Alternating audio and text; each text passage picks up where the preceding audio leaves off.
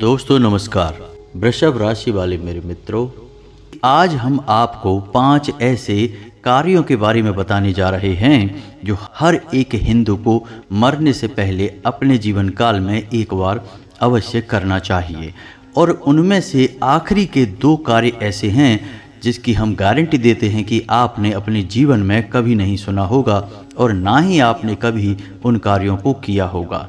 तो यदि आप यह जानना चाहते हैं कि कौन से ऐसे 5 कार्य हैं जिन्हें हमारे धर्मशास्त्र अनिवार्य बताते हैं हर एक इंसान के लिए, अन्यथा उस इंसान के जीवन और मृत्यु के संपूर्ण संस्कार अधूरे हैं और उस इंसान को कभी मुक्ति प्राप्त नहीं होगी, तो आप वीडियो को पूरा देखें और शुरू से लेकर अंत तक वीडियो में बताई गई हर एक बात को गहराई से समझने का प्रयास करें। दोस्तों, हम आपके लिए ऐसी ही बहुमूल्य जानकारी से भरी हुई वीडियो हमेशा लाते रहते हैं, इसलिए आप हमारा सपोर्ट करें और हमारे चैनल को सब्सक्राइब करना ना भूलें। साथ ही साथ बेल आइकन को भी दबा दें ताकि जब भी हम कोई नई वीडियो अपलोड करें आपको तुरंत उसकी नोटिफिकेशन मिल जाए।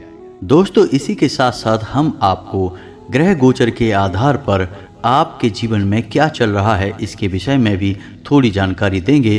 साथ ही साथ कौन से ऐसे काम हैं जो आपको इस समय टाल देने चाहिए, करने नहीं चाहिए, और कौन से ऐसे कार्य हैं जो इस समय आपको अवश्य ही करने चाहिए, यह भी बताएंगे। तो वीडियो को शुरू से लेकर अंत तक देखें और वीडियो के हर एक भाग को ध्यान से समझने की कोशिश करें। तो चलिए दोस्तों, वीडियो की शुरुआत करते हैं, लेकिन इससे पहले आपसे एक निवेदन है कि पूरी भक्ति भाव के साथ कमेंट में जय मां भद्रकाली लिखें, माता आपका कल्याण करेंगी। दोस्तों, हम आपको बता दें कि आजकल की इस भागदौड़ भरी जिंदगी में लोग अपने जीवन को जीना ही भूल गए हैं, रिश्ते नातों को भी निभाना भूल चुके हैं। लोगों के अंदर से भावनाएं धीरे धीरे समाप्त होती जा रही हैं। लोग एक मशीन की तरह बस अपनी ज़रूरतों को पूरा करना चाहते हैं और बिना कुछ सोचे समझे बस जिए ही जा रहे हैं। और एक दिन आता है जब जीवन का अंत हो जाता है, यानी कि लोग मृत्यु को प्राप्त हो जाते हैं। तो ऐसी स्थिति में जब कोई इंसान मरता है तो यह तो निश्चित है कि उसने अपने जीवन में कोई भी संस्कार नहीं किया है, या फिर जो किए भी हैं तो उन्हें ठीक से नहीं किया है, जिसकी वजह से मृत्यु के बाद उस इंसान की मुक्ति तो संभव ही नहीं है। वह प्रेत बनकर इस संसार में यूं ही भटकता रहेगा। इसका प्रमाण आपने अक्सर ही देखा होगा कि आज के समय में लोगों के पास कितनी पीड़ाएं हैं। पहले तो लोग अपने रिश्ते नातों को भी निभा नहीं पा रहे हैं और रुपए पैसे भी कमा नहीं पा रहे हैं। दिन भर काम करते हैं, दिन भर काम की टेंशन लेते हैं, फिर भी अपने जीवन को सुखी नहीं बना पा रहे हैं। और यदि कोई पैसा कमा भी लेता है तब भी उसकी टेंशन कम नहीं होती, परिवार में तनाव कम नहीं होता है, और समाज में व्यभिचार और अत्याचार कितना बढ़ता जा रहा है। तो यह सब प्रमाण है कि आज का हमारा समाज उन अतृप्त प्रेत आत्माओं की गिरफ्त में है जो स्वयं तो कभी सुख भोग ना सके लेकिन आपको भी चैन से जीने नहीं देंगे। जी हाँ दोस्तों, फिर आप चाहे कितने ही पितृ निवारण के उपाय कर लें, चाहे कितनी ही पूजा पाठ कर लें, आपको उनके कोई भी फल और परिणाम प्राप्त नहीं होते हैं।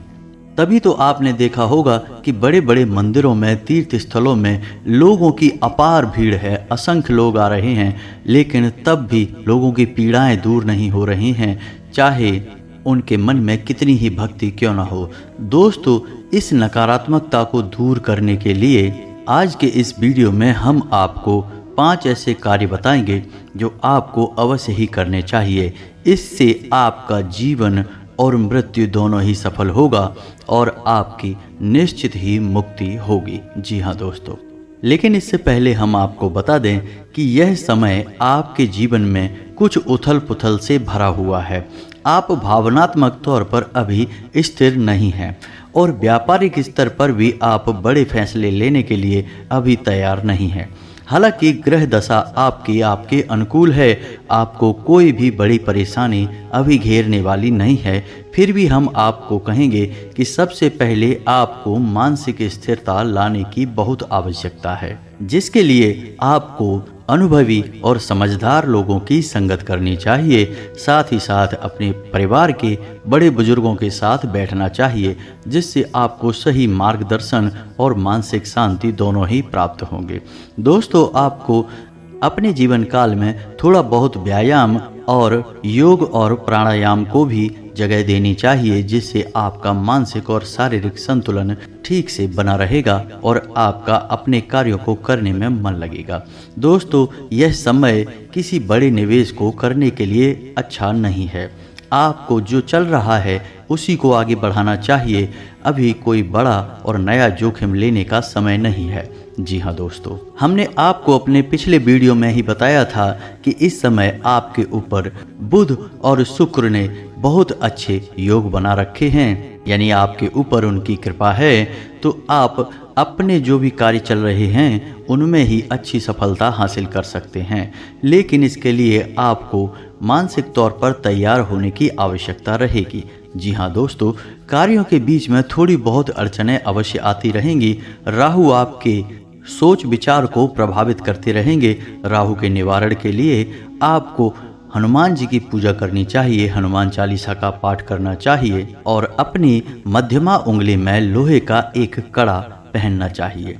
इसी के साथ साथ जितना हो सके अपना समय ईश्वर के ध्यान में और भक्ति में गुजारें, जिससे आपको मानसिक शांति प्राप्त होगी। दोस्तों, इस समय आपको आपके दाम्पत्य जीवन में थोड़ा बहुत परेशानी महसूस होगी। आपका जीवन साथी आपके मन के अनुरूप कार्य नहीं करेगा। थोड़ा बहुत आपसी टकराव हो सकता है, लेकिन जल्दी ही सब कुछ सामान्य हो जाएगा। आपको कुछ भी विशेष करने की आवश्यकता नहीं है। जितना हो सके उतना शांत रहने की कोशिश करें। जी हाँ दोस्तों, इस समय आपको ना तो उधार देना है और ना ही उधार लेना है और ना ही किसी बड़े निवेश की ओर जाना है, अन्यथा आपको धन का नुकसान हो सकता है। इस समय आप अपने व्यापारिक स्थल पर थोड़ा बहुत छोटे मोटे बदलाव अवश्य करेंगे, जिससे आपको अपने व्यापार को करने में सुविधा महसूस होगी और आपको अच्छा भी लगेगा। आपको अपने परिवार के किसी सदस्य की सेहत को लेकर थोड़ा बहुत चिंता रहेगी तथा आपके खुद के स्वास्थ्य में भी थोड़ा बहुत उतार चढ़ाव रह सकता है।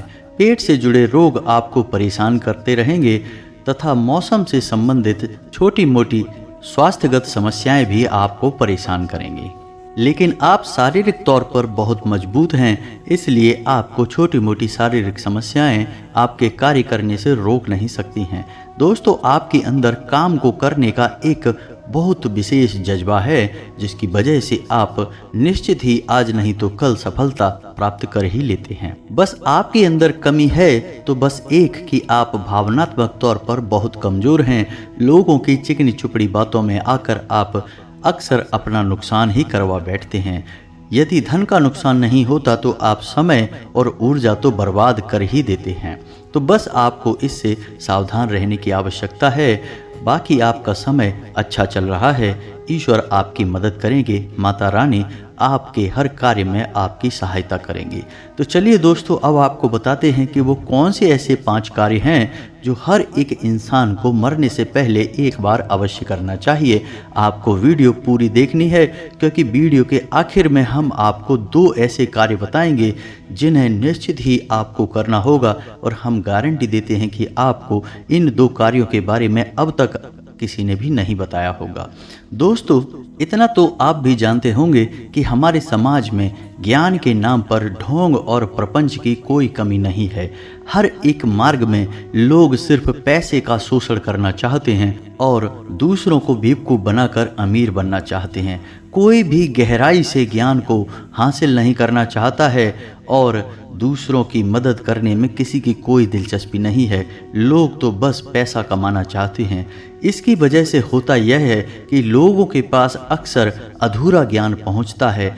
आधी बात ही पहुंच पाती है और उस आधी बात का भी लोग कभी उपयोग नहीं कर पाते हैं और जीवन में कभी बदलाव भी नहीं ला पाते हैं। तो दोस्तों, हमारी कोशिश बस इतनी है कि आपको संपूर्ण ज्ञान दिया जाए, आपके जीवन में निश्चित ही मजबूत परिवर्तन लाया जाए, जिसके लिए हम हर एक ज्ञान की बात आपको गहराई से पूरे विस्तार से बताते हैं। वीडियो हमारी थोड़ी लंबी अवश्य हो जाती है, लेकिन हमारी वीडियो में एक एक बात बहुत गहराई से समझाई जाती है। तो जिन्हें ज्ञान की तलाश है, जिन्हें अपने जीवन में कुछ बड़ा बदलाव लाना है, कुछ करना है, वे हमारी वीडियो को पूरे धैर्य के साथ देखते हैं और अपने जीवन में प्रकाश लाते हैं। जी हाँ दोस्तों, तो चलिए शुरू करते हैं। तो सबसे पहली चीज़ जो आपको अपने जीवन में अवश्य जोड़नी चाहिए, या हम उसे एक काम कह सकते हैं जो आपको अवश्य ही करना चाहिए, वह यह है कि आपको अपने कुल देवी या कुल देवता का निश्चित तौर पर पता होना ही चाहिए। दोस्तों, हम आपको गारंटी देते हैं कि आज हमारे देश में 90% लोग ऐसे हैं जिन्हें अपने कुल देवी या कुल देवता के बारे में कुछ पता ही नहीं है। लेकिन वे ये भूल गए कि कुल देवी या कुल देवता वे देव हैं जो कई पीढ़ियों से हमारे परिवार में पूजते चले आ रहे हैं और उनकी कृपा में ही हम पल रहे हैं। तो जब आप उनकी पूजा नहीं करते हैं, उनको याद तक नहीं करते हैं, तो कुल देवी या कुल देवता नाराज हो जाते हैं। फिर आपके हर एक बनते काम बिगड़ जाते हैं, आपको मिलती हुई सफलता भी वापस चली जाती है, या यूं कहें कि थाली आपके लिए परोसी तो जाएगी, लेकिन आप उसमें से कुछ भी खा नहीं पाएंगे, क्योंकि बीच में बाधा आ जाएगी। जी हाँ दोस्तों, हम आपको एक कहानी सुनाते हैं जो कि सच्ची कहानी है, कोई काल्पनिक कहानी नहीं है। हमारे एक जानने वाले हैं, उन्होंने अपने जीवन में बहुत संघर्ष किया, तमाम तरह के व्यापार किए, जिन कार्यों में लोगों को आसानी से सफलता प्राप्त हो जाती थी, उन कार्यों में भी उन्हें बिल्कुल भी सफलता हासिल नहीं हो रही थी। उनको अक्सर ऐसा लगता था जैसे कोई उनके पीछे पड़ा हुआ है, उनके हर एक काम में उन्हें असफल बना देता है। जब भी वो कोई नया व्यापार शुरू करते तो शुरुआत तो अच्छी होती, लेकिन कुछ ही समय बाद सब कुछ समाप्त हो जाता। जैसे कि दुकान खोली तो कुछ दिन तक तो अच्छी चली, लेकिन कुछ दिन बाद तो ग्राहकों का नामो निशान ही मिट जाता था। उनके अड़ोस पड़ोस की दुकानें अच्छी चलती, लेकिन उनके पास तो एक ग्राहक तक ना आता, उनकी बोहनी तक ना हो पाती। तो ऐसी स्थिति में वे बड़े ही हताश और निराश रहने लगे। तो एक बार उन्होंने कहीं से यह सुना कि उन्हें कुल देवी या कुल देवता का पता लगाना चाहिए और उनका पूजा आराधना करना चाहिए। तो बस उन्होंने किसी प्रकार से अपनी कुल देवी का पता लगा लिया और ढूंढते हुए उस स्थान तक पहुँचे जहाँ उनकी कुल देवी पूजी जाती थी, यानी उनके मूल मंदिर तक पहुँचे। फिर उन्होंने उनका पूजन शुरू किया। थोड़ा बहुत पूजन करने से ही जैसे जीवन में चमत्कार हो गया, उनके जीवन में जैसे एक नया प्रकाश फैल गया। और आप यकीन मानिए कि रुपए पैसे ने, जो कि उनकी मुख्य समस्या थी, उनके घर में आने के ऐसे ऐसे रास्ते बना लिए जिनके बारे में उन्होंने सपने में भी नहीं सोचा था। जहां एक इंसान 10-20 हज़ार रुपये कमाने के लिए भी दिन दिन भर कठोर परिश्रम किया करता था, वहां आज वह लाखों रुपए कमा रहा है और ना के बराबर काम करना पड़ता है। दोस्तों, यह कोई कहानी नहीं है, यह प्रमाण है, यह सच्ची कहानी है। जी हाँ दोस्तों, तो इससे आप समझ सकते हैं कि जब आप अपने कुल देवी या देवता की पूजा करते हैं तो उनकी हम पर कितनी कृपा हो सकती है, वे हमसे कितने प्रसन्न हो सकते हैं और हमें क्या क्या दे सकते हैं। और हमारे शास्त्र भी हमसे यह कहते हैं कि आप किसी भी देवी देवता की पूजा करें, उससे पहले आपको अपने कुल देवी या कुल देवता को जरूर याद करना चाहिए, अन्यथा आपकी हर एक पूजा असफल मानी जाएगी। इसका प्रमाण यह है दोस्तों कि जब भी आप अपने घर में पूजा पाठ कराते होंगे तो आपने देखा होगा पंडित जी आपको संकल्प कराते हैं, जिसमें वे आपसे यह कहते हैं कि स्थान देवताभ्यो नमः, कुल देवताभ्यो नमः। इसका मतलब यह हुआ कि कुल देवी की पूजा या कुल देवता की पूजा बेहद आवश्यक है। अब हम आपको बताते हैं कि यदि आपको यह नहीं पता कि कुल देवी या देवता आपके कौन हैं, तो आपको उन्हें कैसे पता लगाना है। इसका सीधा सा रास्ता हम आपको बताएंगे। जी हाँ दोस्तों, आपको एक छोटा सा उपाय करना है। इस उपाय को आपको 7 दिनों तक करना है और इन 7 दिनों के भीतर भीतर आपको आपके कुल देवता या कुल देवी सपने में किसी न किसी रूप में संकेत देंगे, फिर आप उनकी पूजा आराधना शुरू कर सकते हैं।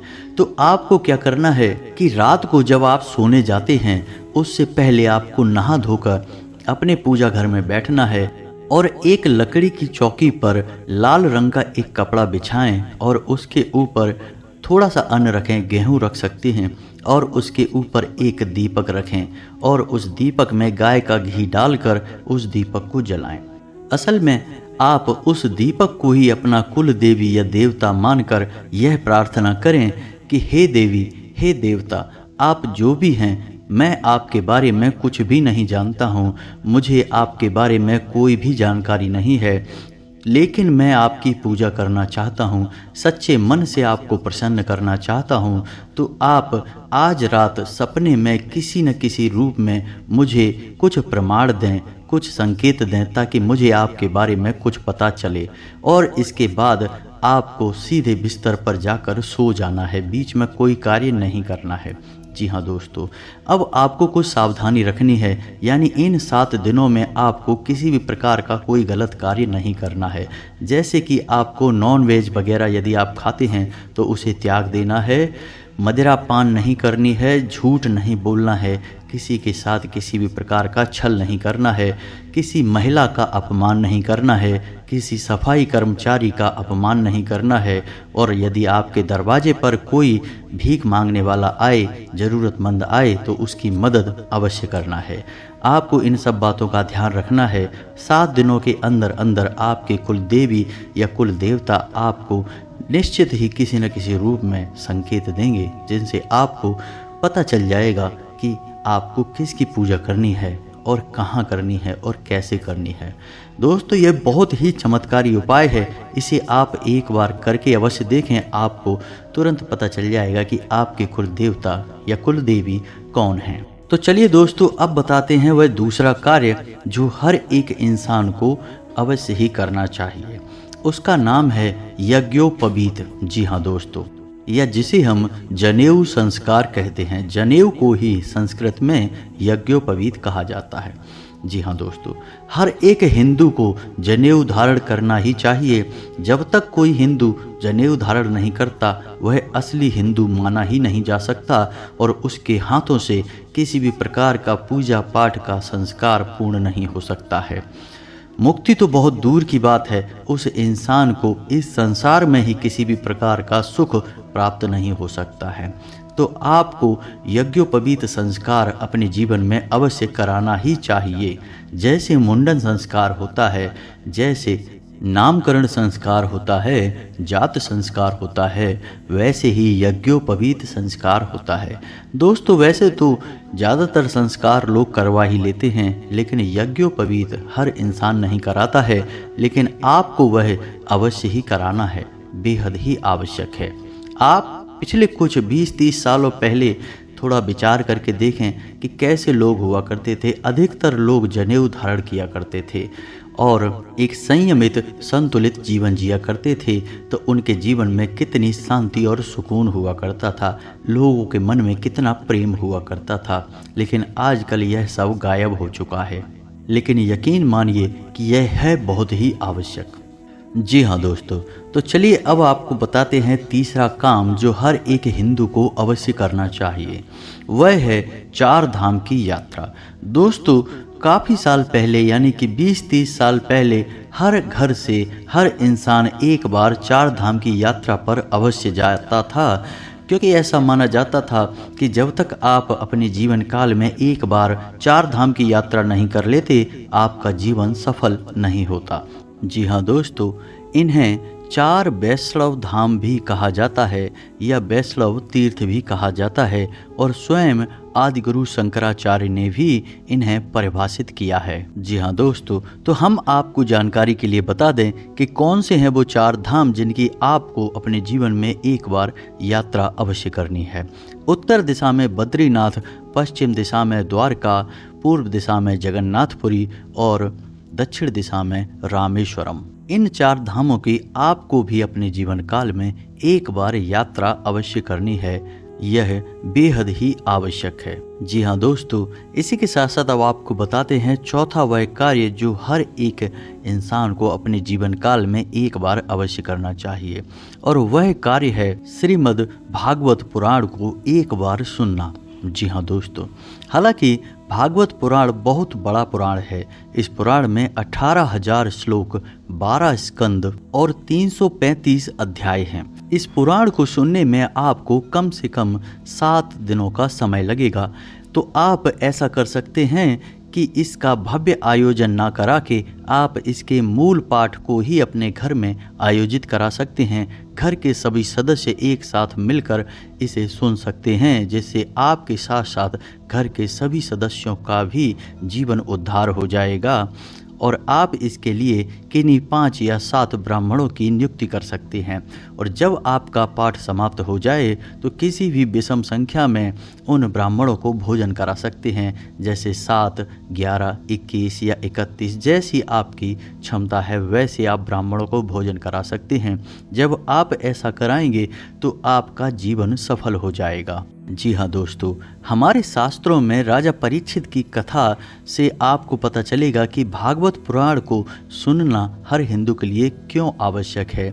जब राजा परीक्षित को श्रृंगी ऋषि का श्राप मिला कि 7 दिन में उनकी मृत्यु हो जाएगी और एक सांप उन्हें डस लेगा, तो राजा परीक्षित को अपनी गलती का एहसास हुआ और उन्होंने सुखदेव मुनि की शरण पकड़ी।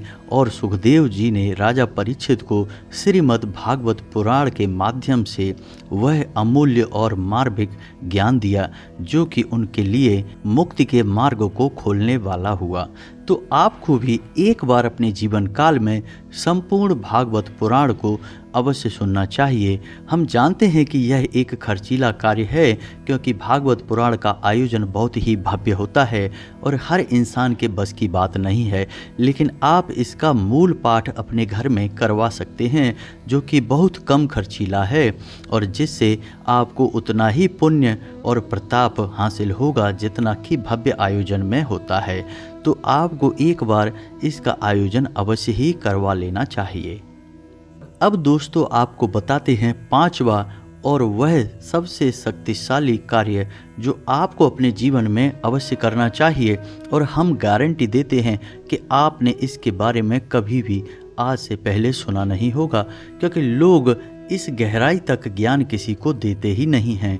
लोग बस ऊपर ऊपर की बातें बताते हैं और अपना मतलब सिद्ध कर लेते हैं। तो दोस्तों ध्यान से सुनिए, 5वां कार्य है कि हर इंसान को अपने जीवन काल में एक वृक्ष त्रिवेणी अवश्य रोपित करनी चाहिए। यह वृक्ष त्रिवेणी क्या है, इसे आप ध्यान से सुने। इसमें 3 वृक्षों का मेल है। इन 3 वृक्षों में सबसे पहले आता है बेल का वृक्ष, दूसरे नंबर पे आता है बरगद का वृक्ष और तीसरे नंबर पर आता है पीपल का वृक्ष। जी हाँ दोस्तों, आपको इन वृक्षों को अपने घर में नहीं लगाना है। आपके आसपास या आपकी खुद की कहीं खुली ज़मीन हो, वहाँ आपको इन पौधों को लगा देना है। दोस्तों इन पौधों का हमारे हिंदू धर्म में बहुत बड़ा महत्व है। जैसे कि बेल वृक्ष को संपूर्ण देवियों का निवास स्थान माना जाता है, जैसे बेल पत्र में स्वयं माता पार्वती का निवास माना जाता है, फल में माँ कात्यायनी का निवास होता है और जड़ में माता लक्ष्मी का निवास होता है। इसलिए जो इंसान बेल वृक्ष के नीचे घी का दीपक जलाता है, शाम के समय उस इंसान के घर धन दौलत की कभी कमी नहीं होती है और उस इंसान पर कभी पितृदोष भी नहीं लगता है। जी हाँ दोस्तों, उसी प्रकार बट वृक्ष को स्वयं महादेव का स्वरूप माना जाता है, जिसे हम बटकेश्वर महादेव के नाम से जानते हैं। इसी प्रकार पीपल के वृक्ष में भी कई देवी देवताओं का वास माना जाता है और जो इंसान शनिवार के दिन शाम के समय पीपल के वृक्ष के नीचे दीपक जलाता है, उस इंसान के घर भी माता लक्ष्मी का वास हमेशा हमेशा के लिए रह जाता है। जी हाँ दोस्तों, तो इन 3 वृक्षों को आपको अपने जीवन काल में निश्चित ही एक बार रोपित अवश्य करना चाहिए और इन्हें पाल पोस कर थोड़ा बड़ा अवश्य करना चाहिए। फिर तो ये वृक्ष अपने आप ही स्वयं बड़े हो जाते हैं, इन्हें ज़्यादा सेवा की आवश्यकता नहीं होती है। इन 3 वृक्षों को ही वृक्ष त्रिवेणी कहा जाता है और स्कंद पुराण में इसका विशेष वर्णन मिलता है। जी हाँ दोस्तों, तो जो इंसान अपने जीवन काल में इन 5 कार्यों को एक बार अवश्य कर लेता है, उस इंसान का जीवन सफल हो जाता है और उसकी मुक्ति के सारे द्वार खुल जाते हैं। दोस्तों, यह तो आप भी जानते हैं कि इंसान इस संसार में हजारों साल जीने के लिए नहीं आता है। एक निश्चित उम्र होती है जो कि लगभग 60 साल से 100 साल के बीच होती है। इस उम्र में ही इंसान जितना चाहे उतना पुण्य कमा सकता है। फिर उसके बाद उसकी मुक्ति होगी या नहीं होगी, यह भी इंसान अपने जीते जी तय कर सकता है। तो हमें अपने जीवन काल में हमेशा ऐसे कार्य करते रहने चाहिए जिनसे हमारा यह लोक और परलोक दोनों ही सिद्ध हो जाएं और हम इस जीवन चरण के चक्र से हमेशा के लिए मुक्त हो जाएं। यही हमारे इस संसार में आने का एकमात्र उद्देश्य है और परमात्मा ने भी हमें सिर्फ इसी कार्य के लिए इस संसार में भेजा है। हमारे धर्म शास्त्रों में इन सब बातों के बारे में ही विस्तार से समझाया जाता है। दोस्तों, यदि वीडियो से जुड़े आपके मन में किसी भी प्रकार के कोई प्रश्न हैं तो आप उन्हें कमेंट करके पूछ सकते हैं। हम आपको हर एक प्रश्नों का विस्तार से जवाब देंगे, हमें बहुत ही अच्छा लगेगा। तो चलिए दोस्तों, आज का वीडियो समाप्त करते हैं। कमेंट में पूरे भक्ति भाव के साथ जय माँ भद्रकाली लिखना ना भूलें। मिलते हैं अगले ज्ञानवर्धक वीडियो में, तब तक के लिए धन्यवाद। जय माता की।